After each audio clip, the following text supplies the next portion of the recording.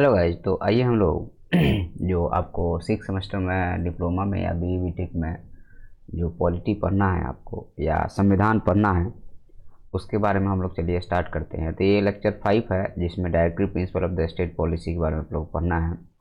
और यहाँ पे मैं हिंदी और अंग्रेजी दोनों भाषाओं में आपको अंग्रेजी में लिखा हुआ है, हिंदी में आपको एक्सप्लेन करूँगा। आपको समझने में कठिनाई नहीं जानी चाहिए। तो देखिए, directive principle of the state policy या स्टेट पॉलिसी प्रिंसिपल्स क्या है।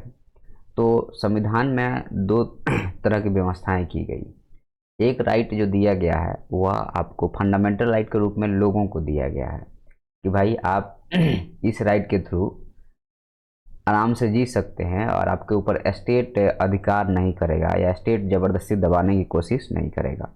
दूसरा चीज़ दिया गया है स्टेट को कि भाई तुम्हें इस चीज़ को फॉलो करना चाहिए, और वो जो है सो एक गाइडिंग प्रिंसिपल के रूप में काम करता है। स्टेट के ऊपर बाइंडिंग नहीं है कि इसको मानना ही है, लेकिन जब स्टेट अपनी पॉलिसी बनाएगा तो उसी फ्रेमवर्क में बनाएगा जिस फ्रेमवर्क में स्टेट पॉलिसी प्रिंसिपल दिए गए हैं। स्टेट पॉलिसी प्रिंसिपल जो वर्ड है ना, उसके मीनिंग क्लियर होनी चाहिए। जैसे यहाँ पे स्टेट है, स्टेट हालांकि है ये directive principle of the state policy. तो आपको स्टेट को डायरेक्टिव दिया जाता है, दिशा निर्देश दिया गया है संविधान के थ्रू कि भाई जब भी आप पब्लिक के लिए कोई भी नियम कानून पॉलिसी बनाओगे तो आपको इन इन बातों को ध्यान रखना है, इसको वायलेट नहीं करना है। अब यहाँ पे आता है कि जो आपका directive principle of the state policy है, तो ये पार्ट 4 में दिया गया है। और यहीं पे आपको ड्यूटी, सिटीजन ड्यूटी भी पार्ट 4A में जो हम लोगों ने कल पढ़ा था, तो ये पार्ट 4 में दिया गया है। मतलब कि जो फंडामेंटल राइट्स है उससे ये थोड़ा नीचे है। मतलब जैसे पार्ट 1, पार्ट 2, पार्ट 3, पार्ट 4 संविधान में है, तो फंडामेंटल राइट से थोड़ा ये नीचे इसको स्थान दिया गया है। और यह प्रिंसिपल आउटलाइन करता है, मैंने आपको बोला है कि स्टेट को ये गाइड करता है कि आपको ऐसा नियम बनाना है या ऐसा स्कीम बनाना है जिससे हमारे देश के लोगों का भलाई हो सके, या सोशियो इकोनॉमिक गोल्स जो हैं। सोशियो इकोनॉमिक गोल्स जो वर्ड है इसको समझना। सोशल, सोशियो मतलब सोशल, इकोनॉमिक मतलब आर्थिक, गोल मतलब लक्ष्य। मतलब कि सोशल, सामाजिक आर्थिक लक्ष्य जो हैं उसको पूरा करने के लिए सरकार नियम बनाएगा या सरकार पॉलिसीज बनाएगा। तो सामाजिक आर्थिक लक्ष्य किसका होगा? गाय भैंस का तो होगा नहीं ना। सामाजिक आर्थिक लक्ष्य जो होगा वह आदमी का होगा, हमारा और आपका होगा।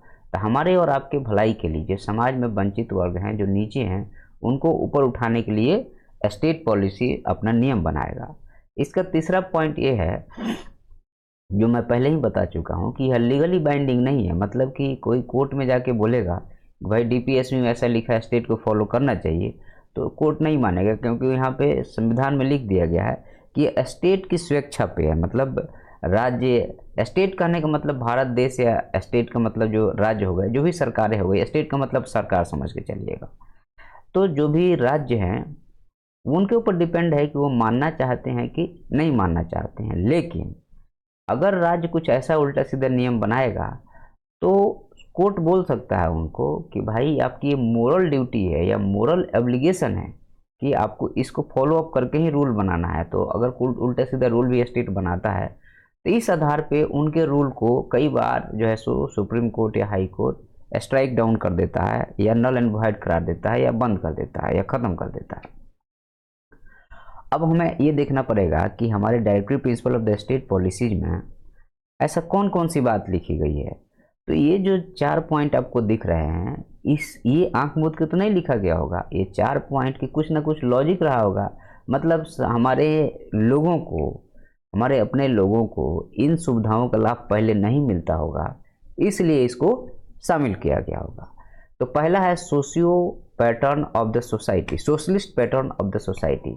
देखिए, सोशलिस्ट वर्ड जो है एक्चुअल में क्या है कि ये रशियन जनरेटेड वर्ड है, ठीक है। जैसे फ्रीडम, इक्वालिटी या जो है सो फ्रेटर्निटी वाला जो वर्ड है, ये जो है सो फ्रांस रिलेटेड वर्ड है या यूरोपियन रिलेटेड वर्ड है। और सोशलिस्ट वाला जो पैटर्न है, समाजवादी, हमारी सोसाइटी जो होना चाहिए समाजवादी नेचर का होना चाहिए। और समाजवाद भी दो तरीके का होता है, एक होता है लोकतांत्रिक समाजवाद और दूसरा होता है कम्युनिस्ट समाजवाद। लोकतांत्रिक समाजवाद में सबको अधिकार दिया जाता है और कम्युनिस्ट समाज में सबको अधिकार नहीं दिया जाता है।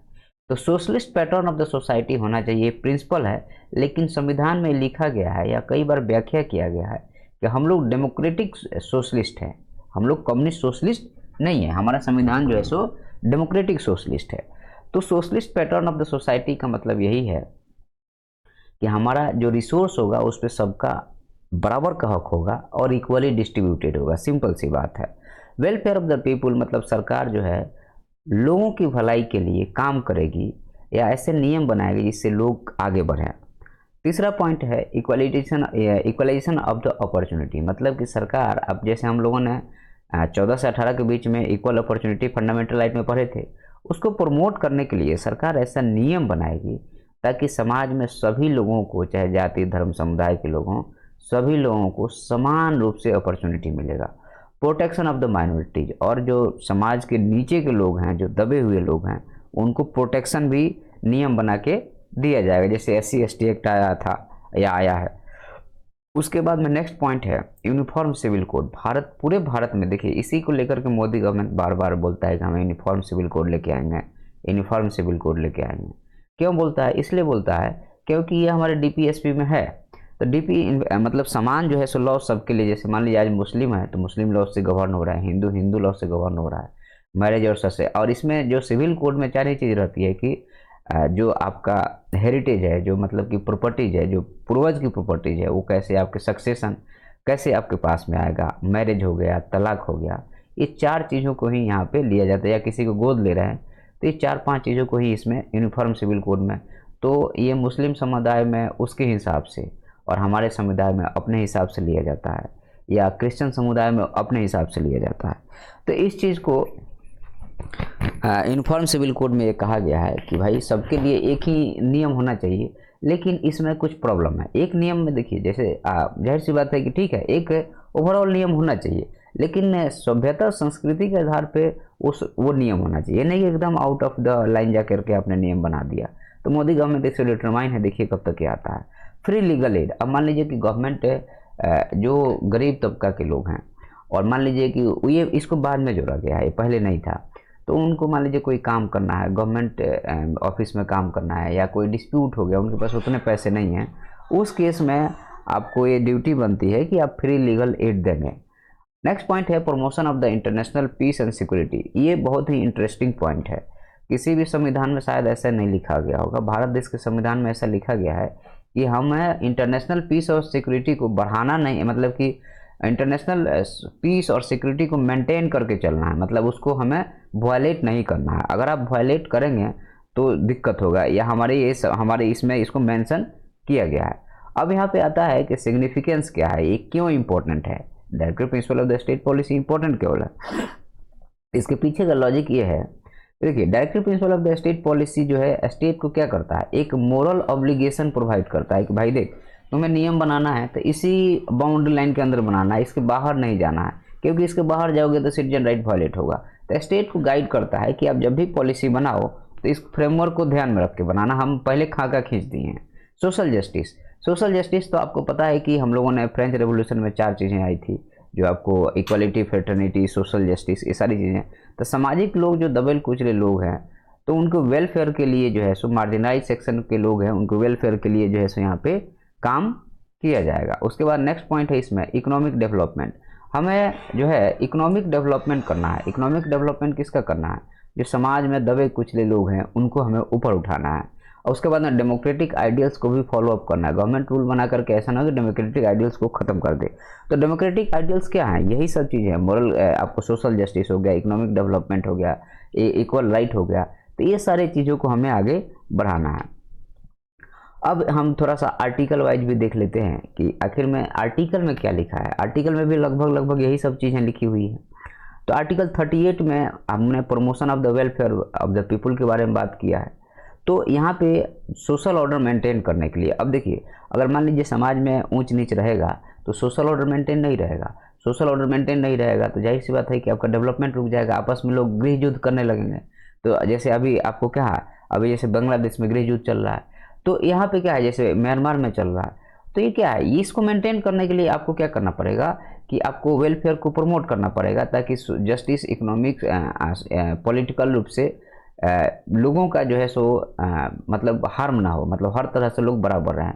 तो इसके लिए प्रमोट करना पड़ेगा फ्रीडम ऑफ द वांट, वो क्या चाहते हैं, और इक्वालिटी ऑफ अपॉर्चुनिटी को। दूसरा चीज़ है आपको फ्रीडम फ्रॉम फियर से, जैसे 39 आर्टिकल में certain principle followed the formulation of the social policy, जैसे equal distribution of the wealth and resources को आपको प्रमोट करना है। और साथ में आपको कोई ज़्यादा धन इकट्ठा करता है उसको रोकना चाहिए। इसलिए बार बार आवाज़ उठती है कि मुकेश अंबानी के पास देश का 10% जीडीपी है। तो जाहिर सी बात है कि ये जो है सो हमारी जो सोसाइटी है, ये हमारी पूंजीवादी सोसाइटी है, कैपिटलिज्म सोसाइटी है। और सोशलिज्म सोसाइटी इसके जस्ट उलट है कि हमें किसी के पास कोई धन नहीं रहेगा, सारा धन समाज का रहेगा, आप जाइए काम कीजिए। जिसको पहले के ज़माने में कोल खोज कहा जाता था रसिया में, अब जो है सो उसको ख़त्म कर दिया गया है।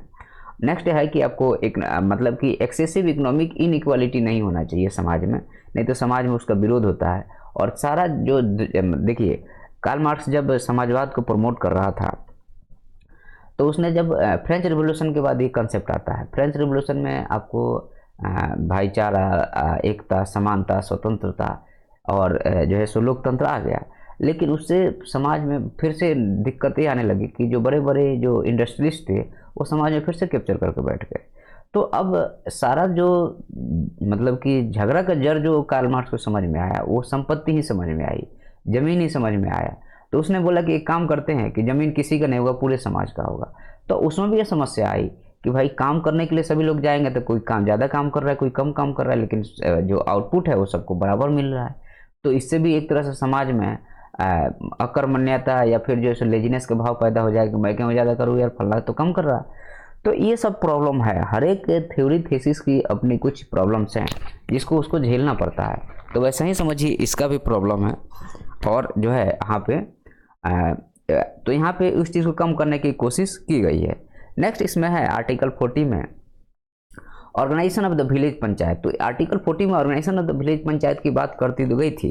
गांधी जी चाहते थे कि विलेज पंचायत का निर्माण आज़ादी के समय ही मिल जाए, लेकिन नेहरू और पटेल नहीं चाहते थे इस चीज़ को। इसके पीछे का कारण ये था कि देखिए, अगर आज़ादी के समय आपने ये चीज़ें दे दी है तो जितने ज़मींदार हैं, जितने समाज में बड़े लोग हैं, वो फिर से इसी पद पे आके बैठ जाएंगे और फिर से पूरा कब्जा करके बैठ जाएंगे। तो उन्होंने बोला कि ठीक है, इसको रखेंगे बाद में। तो जाकर के बहुत बाद में आपको 73rd एंड 93rd या 73rd अमेंडमेंट में 1992 में इसको लेके आया गया।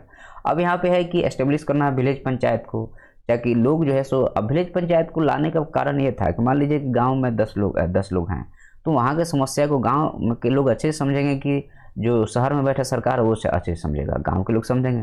तो इसलिए कहा गया कि भाई वहाँ के उनके लोगों के अपने सेल्फ प्रॉब्लम को आइडेंटिफाई करना और उनको फाइनेंशियल असिस्टेंस दे दो ताकि वो अपने प्रॉब्लम को वहीं सॉल्व कर दे, ऊपर तक नहीं जाए।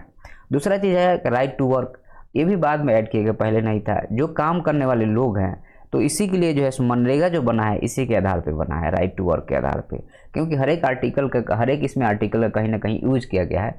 तो हर आपको जो है मिनिमम गारंटी प्रोग्राम देना पड़ेगा ताकि लोग अपने ज़िंदगी को आसानी से जी पाएँ।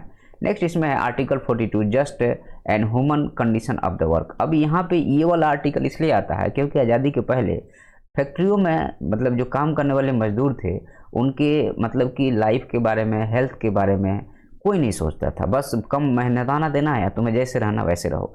तो ये प्रॉब्लम है, तो इसको भी आइडेंटिफाई किया गया। और यहीं से कहीं ना कहीं राइट टू लाइफ का भी कंसेप्ट निकल के आता है समाज में। या आर्टिकल में हम लोगों ने जो पढ़ा कल कि फ्रीडम के बाद में जो राइट टू लाइफ के बारे में बात किया जाता है, यहीं से निकल के आता है। तो यहाँ पे कहा गया कि भाई जो फैक्ट्री में काम करने वाले वर्कर्स हैं, उनको आपको सही मेहनताना देना पड़ेगा, रहने के लिए घर का खर्चा डीए देना पड़ेगा, टीए देना पड़ेगा, होम अलाउंस देना पड़ेगा ताकि वो आसानी से रह सकें। औरतें हैं तो उनको मैटरनिटी रिलीफ देना पड़ेगा। आर्टिकल 43 में कहता है living veg and the social security. अब जैसे कई बार ऐसा है कोई काम कर रहा है कोई नहीं कर रहा है, तो उसको जो है सो सोशल सिक्योरिटी और साथ में लिविंग एड देना पड़ेगा या लिविंग वेज देना पड़ेगा ताकि वो आसानी से जीवन को जी सके। और 44 में हम लोगों ने यूनिफॉर्म सिविल कोड के बारे में चर्चा तो कर ही लिया है।